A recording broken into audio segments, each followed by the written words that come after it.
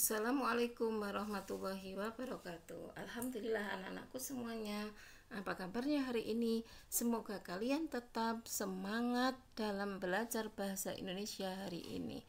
Nah, kita akan belajar bahasa Indonesia tema 4, subtema 3, menentukan unsur intrinsik dalam suatu cerita.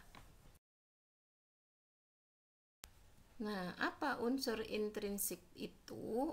Unsur intrinsik adalah unsur-unsur yang membangun cerita dalam suatu karya sastra. Nah, apa saja unsur intrinsik itu?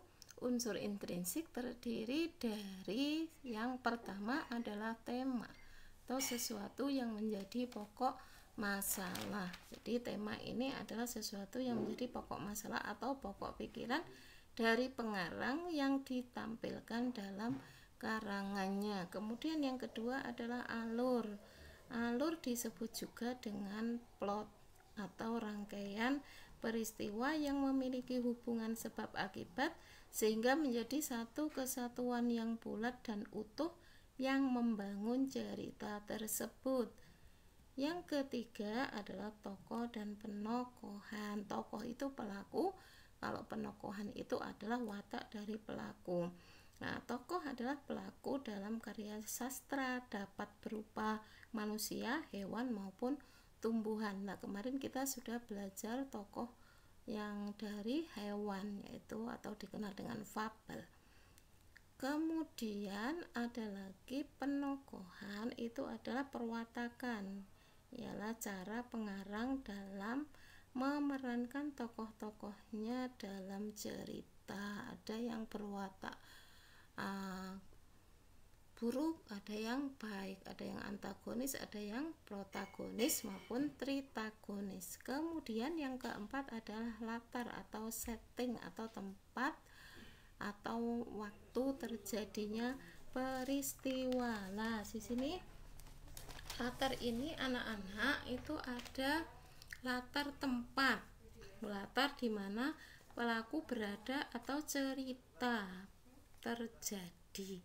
Misalkan di sekolah, di kota, di ruangan, di rumah, dan di hutan. Kemudian ada latar waktu, kapan cerita itu terjadi, misalnya pagi hari, siang hari, sore hari, malam hari, kemarin, besok, besok lusa, dan seterusnya.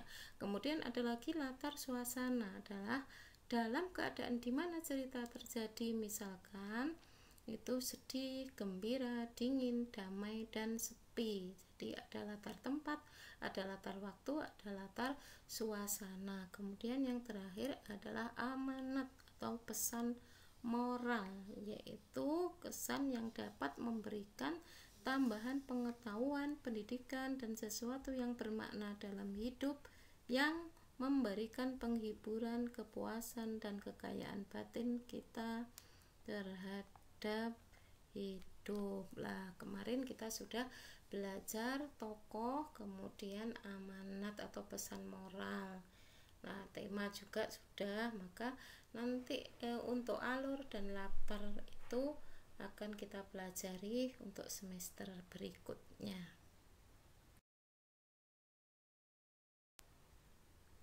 Nah, anak-anak, ayo kita baca cerita pentingnya budaya Tegur Sapa berikut ini.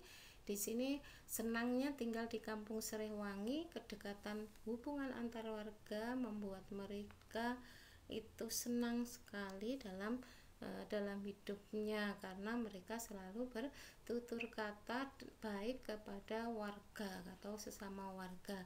Nah, di situ nanti anak-anak ada penduduk yang tertua. Di situ namanya Nenek Ijah. Nenek Ijah itu walaupun sudah tua tapi dia masih bisa melakukan kegiatan setiap hari, misalkan dia masih menyapu di halaman.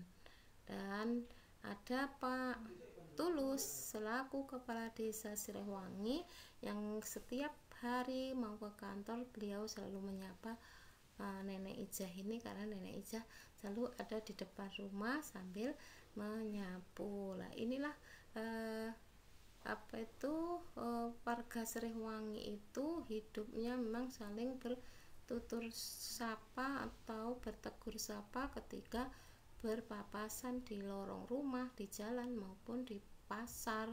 Nah, itu sering menegur. Nah, inilah pentingnya kita bisa mengucapkan Assalamualaikum, selamat pagi, selamat siang, selamat sore.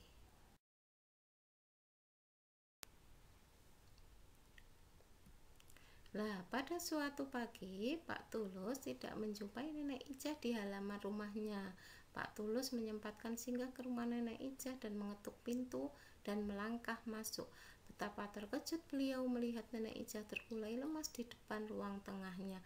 Rupanya Nenek Ijah sedang sakit. Pak Tulus mengajak beberapa warga membawa Nenek Ijah ke dokter. Pak Tulus mengatur jadwal yang akan bergantian menjaga Nenek Ijah sampai pulih kembali atau sehat kembali. Tidak ada warga yang menolak, semuanya sukarela membantu. Mereka tahu kelak suatu ketika mereka dalam kesulitan pasti akan dibantu. Nah, budaya tegur sapa menjadi perekat warga serta membangun kepedulian bersama.